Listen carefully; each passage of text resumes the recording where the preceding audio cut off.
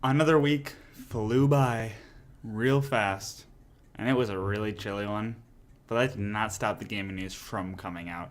So let's get into it. What's going on, guys? It's MaxMix24 here, and it's Friday, which means it's time for another weekly game. Before we get into that, please, as always, do remember to drop a like, comment, subscribe, tell your friends, all that jazz, all that fun stuff, all that stuff us YouTubers tell you to do. Click that bell notification icon to stay notified when I upload. Follow me on social media, all that fun stuff. And with that, let's talk about this week's gaming news.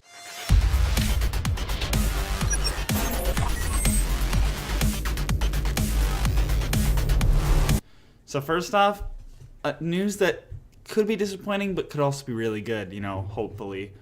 It's the really good side of it.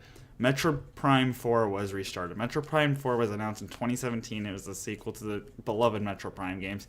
But after 2017, there really wasn't much news about it. Lots of rumors floated around and stuff. It was supposed to come out for the Switch, but no, there was no news until recently. Nintendo has announced that the game has been officially restarted. It did not meet their expectations, so they've officially gone back to the drawing board to restart it. And the company that was originally working on it, which was rumored to be Bandai Namco, has been taken off the project and replaced with Retro Studios, the people who made the original Metroid Prime games. So I don't know why they weren't making it in the first place. But that's good news and bad news. The bad news is it's going to be a lot longer to get Metroid Prime 4. All right, if it's back on the drawing board, it's going to take a while. The good news is that it could be good. Nintendo saw that it was not meeting their expectations, and unlike Bethesda, unlike EA, they're not just going to release it or cancel it. They are going to pour their heart and soul into it and make it again. So I'm excited to see how it is. Really, I want Pikmin 4, but I'll take Metroid Prime 4 instead. Also, with Nintendo news, no new Switch is coming. No new Switch. I'm sorry if you guys were waiting out on a upgraded Switch, but they have confirmed they're not planning on making one or cut the price, which I don't really see them needing to because it's already $300, the cheapest of the consoles. Why would they need to cut the price even more? If you want to get a Switch, you might as well get it because it's not going to be upgraded. That does not mean they're not planning on a new Nintendo console. I mean, most likely they probably are going to be eventually, but right now they have no plans and they're not cutting the price, so just buy a Switch. Another blow to Steam, a big blow, all right? So first, Epic Games Store took Division 2. Now they've taken Metro Exodus, the highly anticipated Metro Exodus that looks amazing. The graphics are amazing. Well, it has been since taken off of Steam and it's only launching on Epic Games Store. If you've pre-ordered it through Steam, you will have access to it and the updates, but you can no longer buy it through Steam. That's a big blow to Steam. I want to see how they react. It looks like the game will also be a little cheaper on Epic Game due to the revenue split going on there. And so, so far, Epic has snagged two big games, the Division 2 and Metro Exodus, and they're giving away free games every week. So, Epic Games Store looks pretty good, all right? It needs some more features, but it's good. I've got it downloaded because, free games, and where else am I going to play Division 2? The Marvel SpiderMan game got a new update, all right? More suits. Yep, 2 new suits, 2 new Fantastic Four-style suits. One is the Future Foundation black and white suit, and then the other one is a Bagman suit. It's a Fantastic Four outfit, and he's got a paper bag on his head.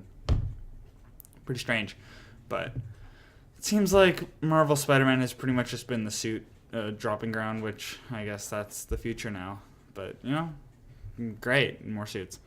The Xbox Games with Gold were announced. Who doesn't love free games? Everyone loves free games.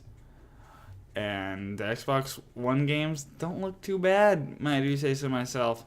For Xbox One, we got Bloodstained Curse of the Moon and Super Bomberman R, so those are alright. Those are fine. Bloodstained Curse of the Moon is like Castlevania, but it's nowadays. It's a new version, but it's not Castlevania. It's like a spiritual successor. That's the word I'm looking for. And Super Bomberman R is Super Bomberman, so it's what you can expect from Super Bomberman. And then for 360 or Xbox One through backwards compatibility, damn, that backwards compatibility is nice. We got Assassin's Creed Rogue and Jedi Knight Jedi Academy. Assassin's Creed Rogue is the Assassin's Creed game that most people skipped, and it puts you in the souls of a Templar, so it's pretty cool. You hunt down assassins, you're on the other side of history. And then the Jedi Knight Jedi Academy is a beloved game where you learn to be a Jedi, and it came up for original Xbox. It's now going to be coming out for 360 and Xbox One. You'll be able to play it on all 3 platforms, so it's, oh my god, that's amazing. Jedi Knight Jedi Academy is nostalgia-filled. And the PlayStation Plus free games were also announced. This is the last month that Vita and PlayStation 3 members will be able to get games, which is kind of sad. I don't know why they're dropping them. It's kind of weird because, I mean, Xbox has been able to support, but I guess that's the way world we live in now. I guess PlayStation 3 is officially being stopped supporting. So for those owners, you'll be able to get Rogue Aces, Gunhouse, and Dive Kick. Those are a lot of like weird indie kind of like 2D games. And then Metal Gear Solid 4 Guns of the Patriot, which is a great Metal Gear Solid game. So, grab that. And people on PlayStation 4 will be able to get Hitman the Complete Season and For Honor. I've gotten Hitman on other things, and I've gotten For Honor on other things. So, I have these games. But if you like these games and you don't have them yet, there you go. You can have them now for free, February 5th. And then GameStop was looking for a purchaser, but now apparently they're not pursuing a purchaser. 2 companies were looking for the buyout, but have since pulled out of the deal, and GameStop is not looking to sell anymore. Now, say what you want about GameStop, but I don't want them to die, all right? I love the joy of going to my near GameStop, looking at all the merch, looking at used games, buying some used games, because you can't really get used games anywhere else. So people who are rooting for GameStop to die, that's just dumb, all right? Because where else are you going to get used games? And then finally, Sony has first-party companies have officially started focusing on PlayStation 5 exclusives, which is not really a surprise. We're almost at the end of this era, which seems so strange because it happened so fast, but that's where we are now. And I'm assuming Xbox is working on the next Xbox exclusive. There's no reason they wouldn't be. But yeah, so dev kits have already been released for PlayStation 5, and big devs are working on them already. I'm assuming dev kits are being launched for Xbox too. So we're almost done with this generation. I'm assuming next year. Can't wait to buy new consoles. Yay. That's it for this week of news. I hope you enjoyed it. If you did, as always, remember to drop a like, comment, subscribe, tell your friends, all that jazz, all that fun stuff. I upload every Monday through Friday.